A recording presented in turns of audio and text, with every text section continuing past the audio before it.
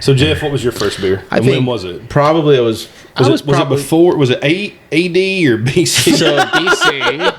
Probably about, I would say maybe 14 or 15. My dad letting me have some of his Heineken, but not like a full pour or anything, just like a sip or two of his Heineken. But that's a big beer back then. I mean, you think about so in that time that would have been. I mean, what was it? Probably 80s. Yeah, of course. Ballparking. I don't know. 83, 84. Yeah.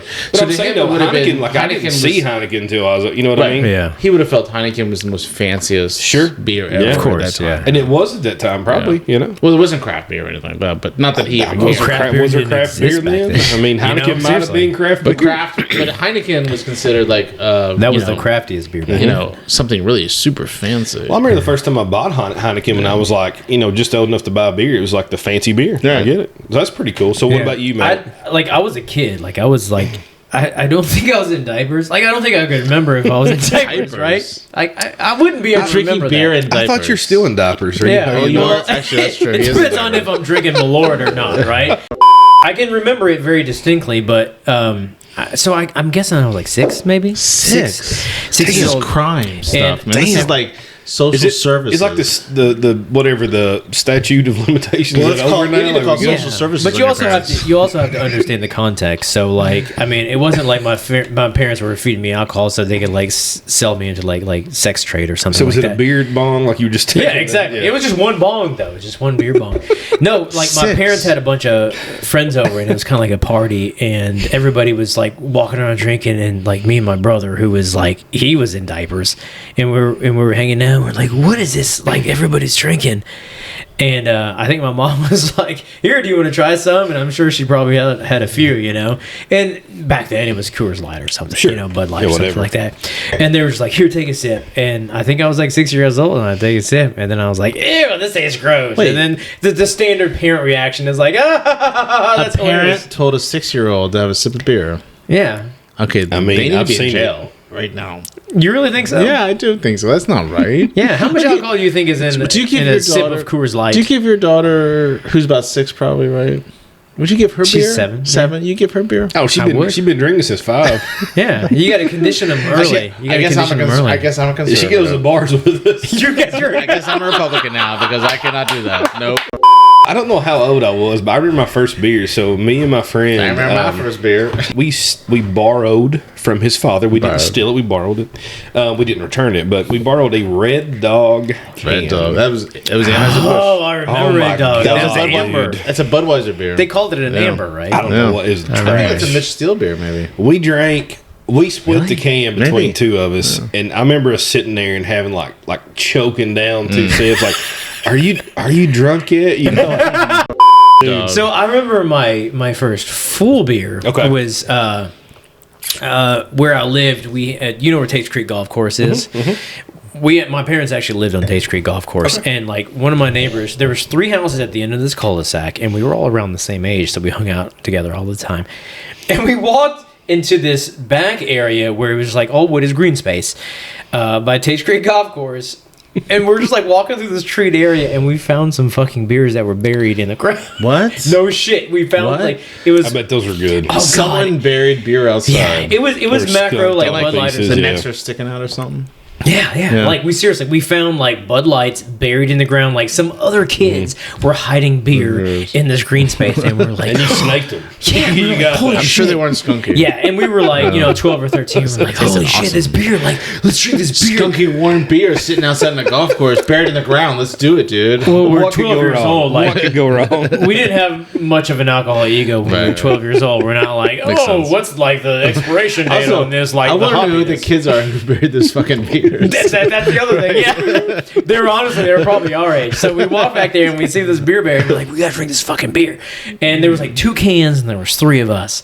So we pulled them out and we're like daring each other. Like, somebody's not getting it. Well, no, what we did is we shared 2 beers between 3 of us. But it's like we took a sip and it's fucking more beer. Honestly, this was probably in the middle of like July too. So it was like so skunky and so bad. And we're like, oh, this is good.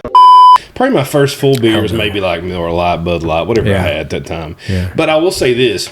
The cans were much cooler back in the day. Like I remember finding these in the woods. Like people would just throwing out beer cans when I was younger. So this was probably in the 70s, I'm guessing. But They had the pull tabs, like a really freaking iron. Okay. It's like metal. So cans were very different back then. They were great. They had like tomato soup was, you know, like exactly. Or the Donald Billy Duck beer. orange. Also like old school beer. I've got a Billy beer at home. Where there's those pull tabs. Oh, of course, it's the old school where the whole thing comes out. Correct.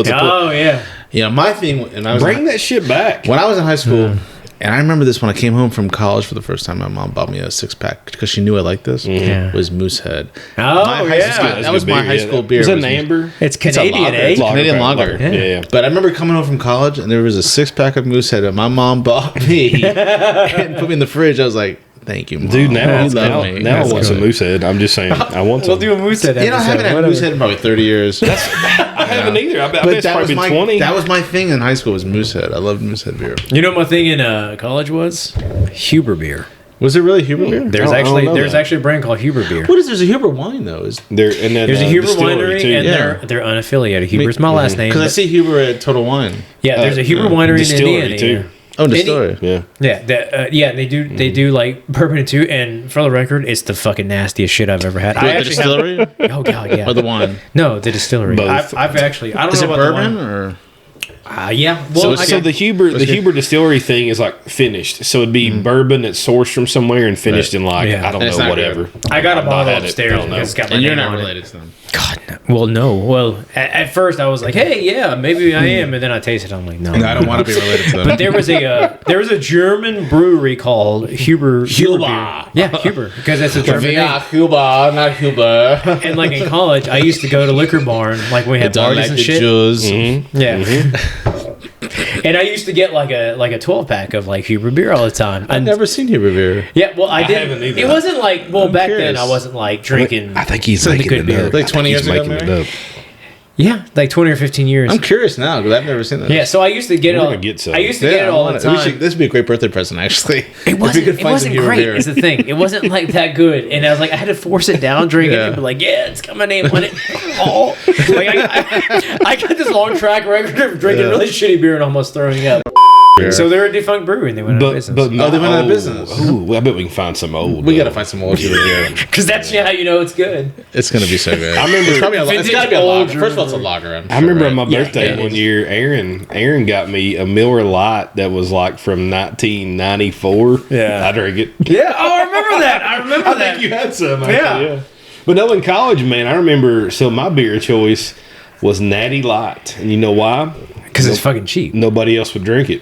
They wanted the good stuff, Bud Light, Budweiser, and I'm like, it ain't much different. I'm just going to drink Natty Light, so nobody will steal my beer. My college, when I was at IU, my college beer was Ice House. Because you could buy a case of Ice House for like $7. Ice House. It was so cheap. I would get the at the Kroger, at the local Kroger, Ice House. Oh, it would mess you up. I would get the worst fucking hangover from Ice House. Yeah. I mean, back then, I didn't know like alcohol content stuff. You just fucking drink it and like, God, I got such bad hangovers. The only thing worse a hangover from that in that era for me was Mad Dog. Mad Dog. Yeah. So much sugar, like you were just Mad Dog is a whole different beast. I mean, like I wouldn't drink Mad Dog. I made a story. Like I knew a dude in high school who drank a whole bottle of Mad Dog, and within 2 seconds threw it entirely. He died. No, he just threw it all up. Smart. Threw it. It just matter of fact, stood there and he went 2 seconds later. That's probably the best thing he could have done. MVP right there. I never thought Mad Dog was worth trying. I hated Mad Dog. What do you mean worth trying? It was awful. It was like $3. Do they still make Mad Dog? Yeah, they do. I think. Yeah. So me and my buddy Drew, we went to Richmond. This was the first time I went to the Answer Brewery in Richmond. This is 4 years ago or something like that. 5 years ago. Oh, you were there before us. Hey, fuck yeah, man! I felt cheated on. He's always in before. No, I felt cheated. You've been there before me. And he had some sort of conference to go to. I was literally just along for the ride. I remember when you went there. Yeah, he had like a business thing to go to, and I was like, I'm going to go to Richmond, Virginia, just hang out. And I took his car and I drove like an hour and a half from like Harrisburg, Virginia to like Richmond, and I went to the Answer, and I didn't realize like all their like milkshake beers were like 14% alcohol, and I was like, they're also 7 million calories. Oh yeah, they're so good though. Yeah, but when we were on that trip, me and him got fucked up, and we were like, hey, let's get some Mad Dog, and we got the blue one. It's like blue raspberry or some shit, and it's hilarious. I got this photo on Instagram where it's like all these back then the Veil was really big, like IPAs. Sure. And I got like a case of like the Veil IPAs behind this bottle of Mad Dog Blue Raspberry, and I had the fucking worst hang. I was like, it reminded me how bad of a hangover I get, but they still make it because I got it and it was fucking nasty. We should do a Mad Dog episode. We could. I don't want to be in it, but we could. So he won't let me call him a cousin. Shout out Brett if you ever watch this. Hey, But cousin-in-law. So he took me along for a work trip. I was like, I'll go with you. So he dropped me off at Three Floyds in Indiana.